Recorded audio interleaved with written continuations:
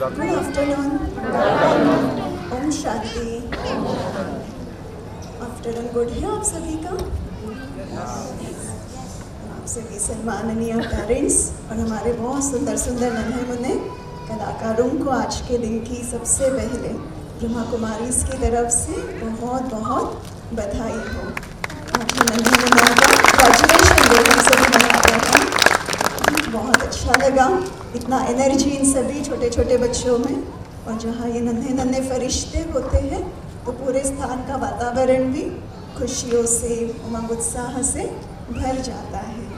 तो एक बहुत important journey as a parent आप सभी अपनी बिता रहे हैं, या शुरू किया है इस जर्नी को पिछले 4-5 ईयर्स से। तो इस जर्नी को कैसे हम और भी ज़्यादा सुखद बना सकते हैं, कैसे और भी ज़्यादा एंजॉय हम इस जर्नी को करें, है ना। बहुत सारी आशाओं के साथ, अपेक्षाओं के साथ इस पेरेंटिंग जर्नी को सभी ने शुरू किया था। तो आज कुछ छोटी छोटी बातें हम 15-20 मिनट में डिस्कस करेंगे कि कैसे एक बहुत बड़ा कर्तव्य प्रभु ने, परमात्मा ने हमारे हाथ में सौंपा है। यकीनी नन्हे मुन्ने फरिश्तों में कल के डॉक्टर्स, कल के इंजीनियर्स, कल देश को संभालने वाले लीडर्स, ये सभी भविष्य इन बच्चों के हाथ में है आज से कुछ वर्षों बाद का। और उनके भाग्य को एक आकार देने वाले आप सभी सम्माननीय माता पिता यहाँ विराजमान हैं। तो एक छोटे से मेडिटेशन से हम इसकी शुरुआत करेंगे। तो आप सभी से निवेदन है, बिल्कुल रिलैक्स होकर बैठेंगे। आपके हाथ में कुछ भी सामान है साइड में रखकर, बैक स्ट्रेट, बाकी पूरी बॉडी को रिलैक्स। अपने दोनों हाथ, पैर, बैकबोन, पूरी बॉडी को रिलैक्स करते हैं और अपने चेहरे पर एक प्यारी सी मुस्कान, आंखें हल्के से बंद, गहरी श्वास अंदर भरेंगे, धीरे धीरे छोड़ेंगे। फिर से एक बार गहरी श्वास अंदर भरेंगे, धीरे धीरे छोड़ते हुए स्वयं को रिलैक्स, जैसे शरीर बहुत आराम से शांति से बैठा है, अपने मन को भी शांत करते हैं।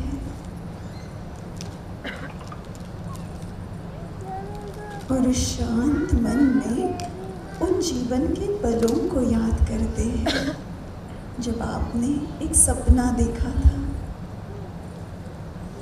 कि ऐसे कोई नन्हे एंजल को हम इस धरा पर लाएं। याद कीजिए वो पल जब एक नए फूल को इस धरा पर लाने का संकल्प मन में आया। तब से लेकर उस एंजल का जन्म होने तक की अपनी जर्नी को याद कीजिए। अपने मन में उस आने वाले एंजल के प्रति क्या क्या भावनाएं थी, क्या क्या सोचा था। उस एंजल को हम जीवन का, जग का सारा प्यार लाकर देंगे, आसमान के तारे भी लाकर देंगे, उन्हें बहुत सारी खुशियां देंगे, सारा प्यार उन पर लुटाएंगे।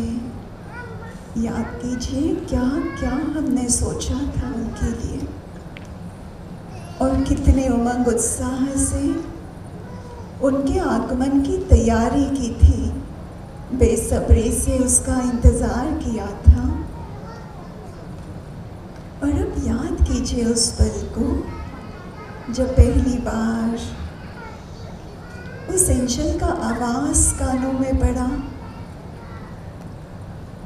और वो अंदर की रोमांच खड़े हो गए। वो कानों में आवाज़ गूंजते ही मन खुशी से भर गया था, शायद आज दिन तक का हमारे जीवन का सबसे सुख भरा पल वो था जो पहली बार उसे स्पर्श किया, अपनी गोद में लिया। कितना सुख मिला था। और फिर धीरे धीरे इस जर्नी में आगे बढ़ते, जैसे जैसे वो एंजल बड़ा होता गया, हम अपना सब कुछ उनके लिए कर रहे हैं। सारा समय, सारा खर्च, सब कुछ उनके ही तो लिए हम कर रहे हैं। पर कहीं कहीं इस यात्रा में देखिए, जिनको हम सिर्फ प्यार देना चाहते थे, क्या कभी क्रोध, कभी कंपैरिजन, कभी अपना स्ट्रेस, तनाव उनके ऊपर कभी निकला तो नहीं? इस यात्रा में जिन्हें सिर्फ सुख देना था, ना चाहते कभी दुख भी पहुंचा। हम इतने व्यस्त हो गए अपने जीवन में जो कभी कभी उस लक्ष्य को भूल जाते कि सिर्फ सुख देने के लिए हमने उन्हें इस धरा पर लाया। अपनी व्यस्तता या अपनी कोई परिस्थितियों के कारण न चाहते भी कभी हमारा तनाव, क्रोध, इरिटेशन उन पर निकला। लेकिन आज इस स्मृति को जागृत करते हैं, नन्हे नन्हे फरिश्ते परमात्मा का एक अमूल्य उपहार हमारे लिए है। और वो फरिश्ते उस परमात्मा के बच्चे हैं जो बहुत विश्वास से उसने हमारे हाथों सौंपा है, क्योंकि उसे विश्वास है कि आप उसे सबसे ज़्यादा प्यार से संभाल सकते हो। उसने अपनी एक बेस्ट यूनिक रचना को आपके हाथों सौंपा है। हम उसे संभालने के निमित्त हैं और उस परमात्मा उपहार को उतने ही प्यार और जतन से संभालेंगे। आज से ये संकल्प करते कि उस परमात्मा क्रिएशन को, उन परमात्मा के बच्चे को हम कभी भी किसी भी कारण से कोई नकारात्मक ऊर्जा नहीं पहुंचने देंगे। कभी अपना क्रोध उन पर नहीं निकालेंगे, कभी अपना तनाव उन पर नहीं निकालेंगे, क्योंकि वो परमात्मा के बच्चे हैं।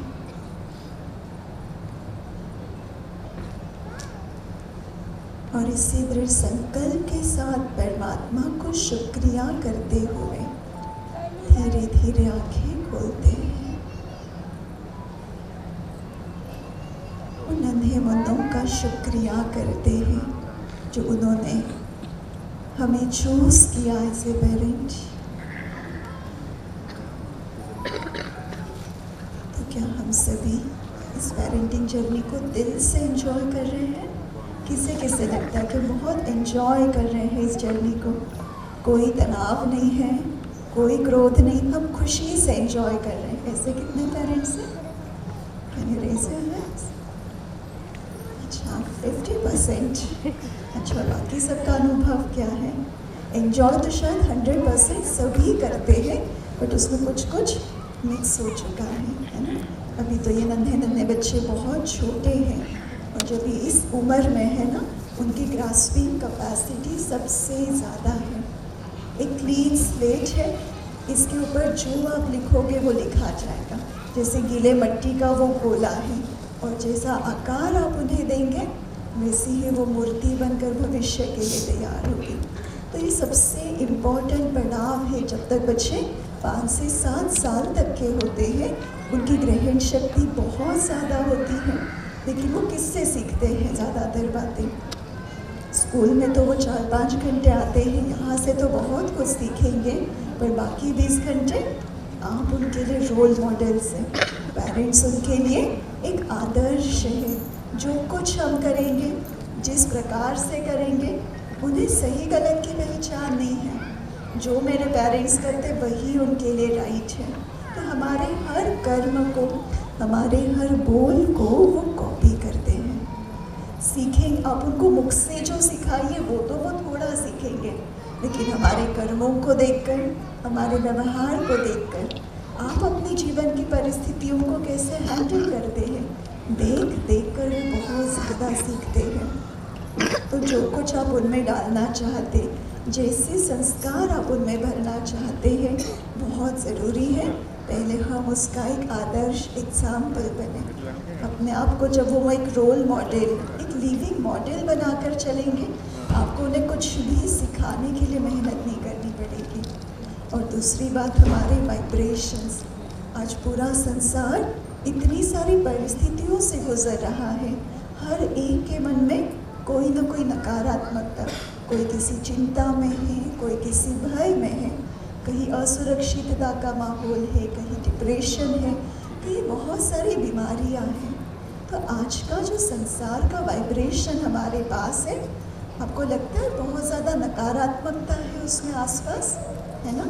और उसको सभी वाइब्रेशन को वो नन्हे बच्चे ग्रास्प कर रहे होते हैं।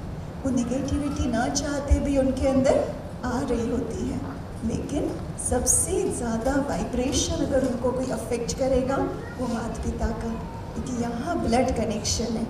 आप मुख से चाहे कुछ भी बोलिए, पर आप मन में उनके प्रति जो भी संकल्प करते हैं वो एक वाइब्रेशन के रूप में उनके मन को स्पर्श करता है। तो जैसे हम उनको देखना चाहते, एक तो हम रोल मॉडल बनेंगे और दूसरा वही संकल्प हम उनके लिए करेंगे। कभी कभी ना इसमें मिसमैच होता है। बच्चा मोबाइल लेके बैठा है, आप चाहते हो वो छोड़ दे, आप बहुत प्यार से उसको बोलने चाहते हो बच्चे मोबाइल रख दो, और मन में पहले ही क्या संकल्प किया होता है, कभी कभी मुझे पता ये नहीं छोड़ने वाला है। मन में पहले ही हमने संकल्प किया ये नहीं छोड़ेगा, ये सुनता नहीं है, और हम मुख से बोलते बच्चा छोड़ दो। मुख के शब्दों से, मुख के आवाज़ से ज़्यादा शक्ति होती है मन के वाइब्रेशन में। तो जो आप उनसे कराना चाहते हो, पहले हमें मन में वही संकल्प करना ज़रूरी है। वो वाइब्रेशन उनके मन को पहले पहुंचेगा और फिर आप मुख से बोलो, आपको कम एफर्ट लगेगा उनसे सही कार्य कराने के लिए। और इस बात को फिर हम प्रूव भी करते हैं। पापा घर में आएंगे, मम्मा को बोलेंगे क्यों डांट रही हो, इतना अच्छा बच्चा है। तो मम्मा क्या कहती है, आप ही देख लो सुनता है या नहीं, देखो मैं इसको भी टीवी बंद करने बोलती हूँ। माँ पहले ही सोच के गई है ये नहीं करेगा, उसको प्रूव करना है पापा के सामने कि वो नहीं करेगा। फिर बच्चे को बोलती है बच्चा टीवी बंद करो, और क्या रिस्पॉन्स होगा बच्चे का, क्या है अनुभव करता है, एक बार में तो वो नहीं करेगा। एंड देन वी से कि देखो मैंने बोला था ना, नहीं सुनता है। लेकिन कहीं ना कहीं मिसमैच कहाँ हो रहा है, हमारे संकल्प और हमारे बोल मैच नहीं कर रहे हैं। तो एक कंफ्यूजिंग वाइब्रेशन उस बच्चे के मन को मिल रहा है कि मुख से बोल रहे बंद करो, मन बोल रहा है बंद नहीं करेगा। तो वो बच्चे का मन अंदर से कंफ्यूज हो जाता है मुझे करना क्या है। और जब वो कंफ्यूज है वो क्या करेगा, उसको जिसमें मज़ा आ रहा है वो तो टीवी एंजॉय कर रहा है, वो वही करेगा जो उसका मन कहेगा। तो इसीलिए संकल्प, बोल और इन कर्म, इन तीनों को हमें अलाइन करना होगा, और ये दोनों पेरेंट्स का अलाइन चाहिए। कभी कभी माँ का ओपिनियन कुछ और होगा, पापा का कुछ और होगा। बच्चा बहुत जल्दी एडवांटेज लेना सीख जाता है, उसको समझ जाता है कौन सी बात मम्मा से मनवानी है, कौन सी बात पापा से करानी है, वो भी उतना स्मार्ट बन जाता है।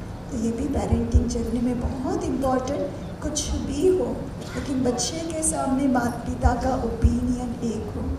मम्मा डांट रही है, पापा बोलेंगे नहीं डांटो, बच्चे को लगेगा यहाँ सॉफ्ट कॉर्नर है, नेक्स्ट टाइम गलती होगी वो पापा के ही पास जाएगा। कुछ डिफरेंसेस आप में हो, आप ऑफलाइन उसे सेटल कीजिए, अलाइन कीजिए, पर बच्चे के सामने दोनों को यूनाइटेड होना बहुत ज़रूरी। तभी वो एक रिस्पेक्ट वाला इमेज उनके मन में लॉन्ग जर्नी में क्रिएट होगा।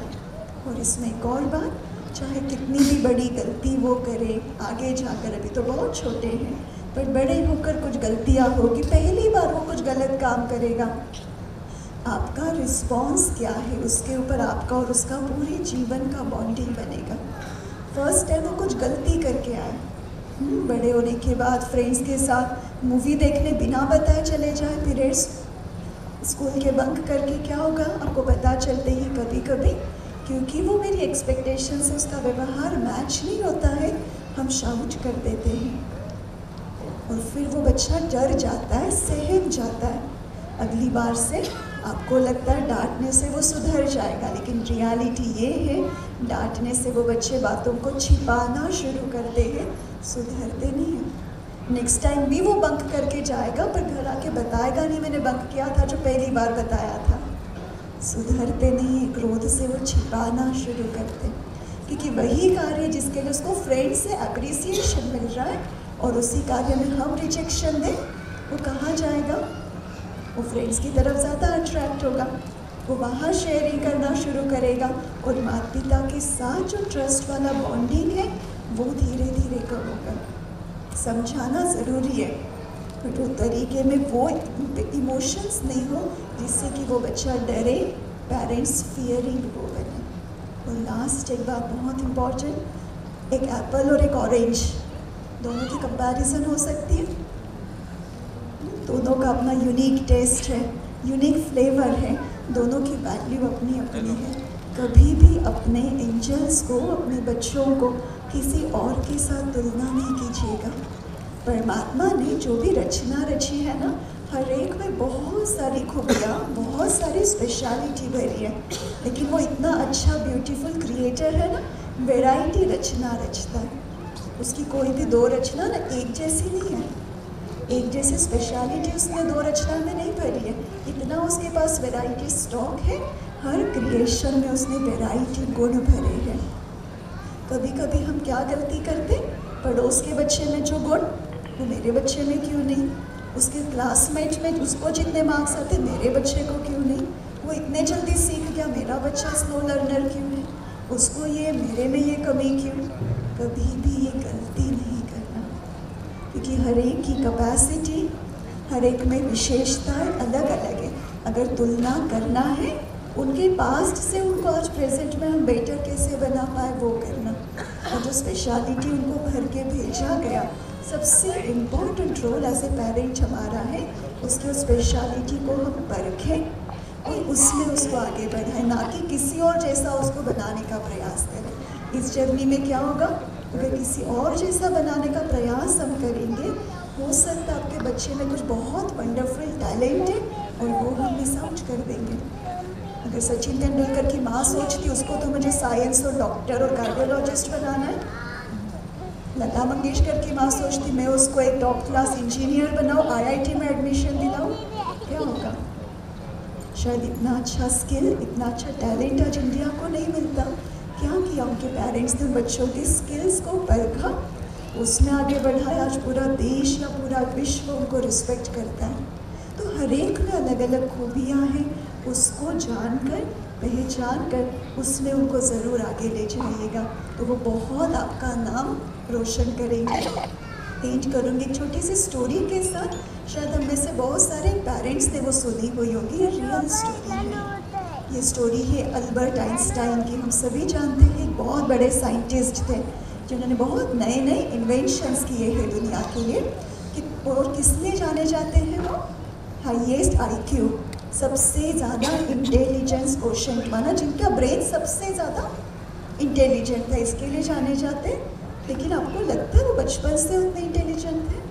जिन्होंने कहानी नहीं सुनी हो, जब वो छोटे थे और स्कूल में जाते थे, कुछ लगभग 8 या 10 उम्र में, जब उस एज के वो थे, एक बार उनके टीचर ने एक लेटर उनके हाथ में दिया, एनवलप में डाल के, बेटा ये जाकर घर में अपनी मम्मा को देना, इसको खोलना नहीं, मम्मी के हाथ में देना।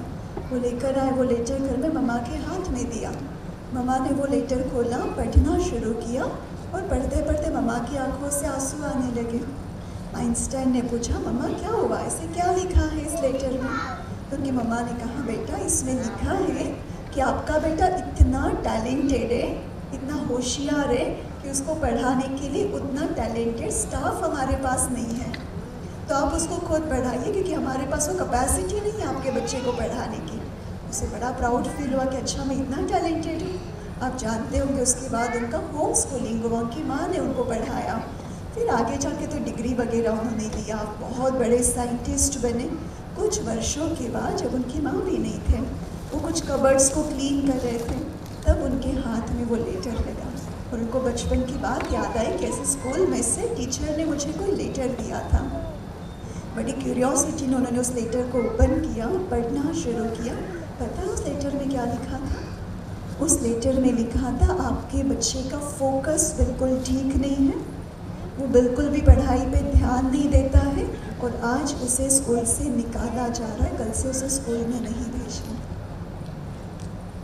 एक ऐसा बच्चा जिसका फोकस न होने के कारण स्कूल से निकाला गया था, वो बच्चा साइंटिस्ट बना क्यों? अगर उसकी मम्मा की जगह हम मम्मा या पापा होते और ऐसा लेटर हमें मिलता, क्या सेम रिएक्शन होता? क्यों एक बुद्धू बच्चा, अनफोकस बच्चा साइंटिस्ट बना? क्यों बना? कोई शेयर करेगा? सिर्फ पॉजिटिव वाइब्रेशन। उसकी माँ ने उसके मोटिवेशन को बढ़ाया कि नहीं आप तो बहुत इंटेलिजेंट हो, बताया नहीं लेटर में क्या लिखा, और उसी पॉजिटिव अफर्मेशंस के साथ उसको ग्रो किया। आज उसने इतने सारे इन्वेंशंस वर्ल्ड के लिए किए। उसकी जगह हम मम्मा होते तो शायद रिस्पॉन्स कुछ और होता, शायद हम रोते, तकदीर को कोसते, ऐसा बच्चा मुझे मिला, और पता नहीं क्या क्या रिस्पॉन्स होता है ना।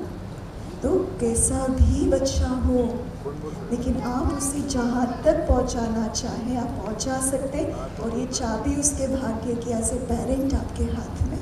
जितना आप ट्रस्ट करोगे, फेथ रखोगे उनके ऊपर, और जितना उनको अफर्मेशंस, पॉजिटिव वाइब्रेशन आप देंगे, उनका भविष्य जैसे चाहे वैसे बना सकते हैं। तो आज यही मैसेज आपको देना चाहेंगे, जो आप करेंगे वो बच्चे करेंगे। हम ज़्यादा मोबाइल यूज़ करें और एक्सपेक्ट करें बच्चा ना करें, ये नहीं होगा। और वो कितना उनके ब्रेन को स्पॉइल करता है छोटी एज में, हम सब जानते हैं। तो इसीलिए हम खुद उस टेक्नोलॉजी को जितना ज़रूरी उतना यूज़ करेंगे, और उसके बदले वो टाइम इन्वेस्ट करेंगे। रोज़ सुबह या शाम एक बार 5 मिनट उन बच्चों को साथ में बिठाकर मेडिटेशन कीजिएगा, और उनके ब्रेन का या उनके मन का पॉजिटिव प्रोग्रामिंग कीजिएगा। उसको कहिएगा बहुत पावरफुल हो, आप बहुत सक्सेसफुल हो, आप जो चाहे वो कर सकते हो। रोज़ कुछ पॉजिटिव अफर्मेशंस और ब्लेसिंग्स उन्हें दीजिए, कभी भी निगेटिव बातें नहीं।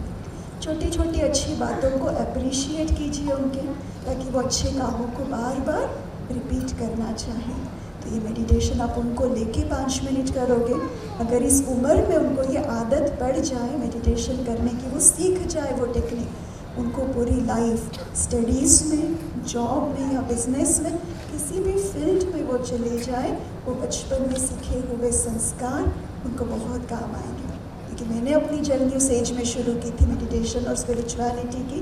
मैं आज वो कह सकती कि मुझे जो बेनिफिट हुआ उस एज से, जो संस्कार गए स्पिरिचुअलिटी के, मेडिटेशन से जो फोकस मेरा बढ़ा पढ़ाई में, कॉर्पोरेट लाइफ में, और आज इस सरेंडर्ड लाइफ में, पूरी लाइफ मुझे अनगिनत उसके बेनिफिट्स हुए। सबसे ज़्यादा कॉलेज लाइफ और जॉब लाइफ में एकाग्रता के कारण बड़ा काम कम समय में होने लगा, कम एफर्ट्स में हुआ, एक्स्ट्रा बहुत कुछ करने के लिए समय बचता गया।